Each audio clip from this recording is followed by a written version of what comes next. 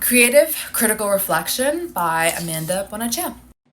How does your product use or challenge conventions, and how does it represent social groups or issues? The use of the angles and shots establish that this is a crime fiction genre, and the characters are left to unravel the death and the mysteries that accompany the shocking murder. The shots, angles, transitions, sounds, songs, even the effects that were used during the editing, during the filming process, are very typical and are always usually seen in crime fiction and murder mystery subgenres. And this is very important because these are the typical conventions that you will usually see. And the social groups of the characters define how the characters interact with each other. For example, the housemaid and the father and brother of the victim will both act differently towards each other. And so will their hierarchy in the social powers in the social groups. They will also act differently.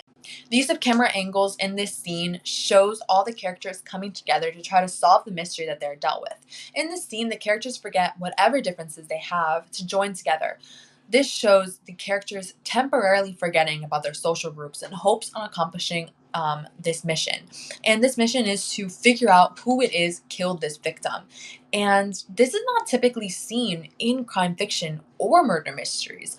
This usually what will happen in these types of movies is that everyone will stay in their own social group, though sometimes they will temporarily work together. But in this scene, you can see lower ups and higher ups focusing and working together, disregarding whatever differences that they have in hopes of accomplishing the same united forefront.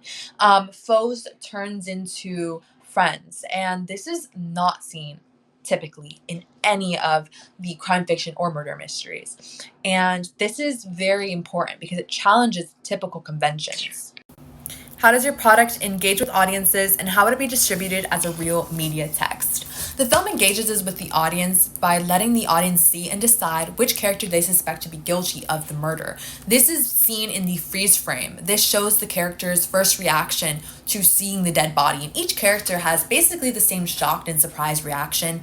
However, they add their own little twist. Sometimes a character will go like this, or the other character will cover their mouth, whether that be in shock, surprise, or disbelief. That is left for the audience to judge. And the audience can choose very different elements, and they can choose very different things that they suspect to be the killer. The film would be distributed as a real media text by targeting the audience that would most likely enjoy murder mystery films. The target audience in this scenario would be people in their teenage years, that type of age group, and also family and friends and family game nights. Those would also be very targeted during the distribution process. Those are all of my answers for those questions. Thank you so much for watching. Bye!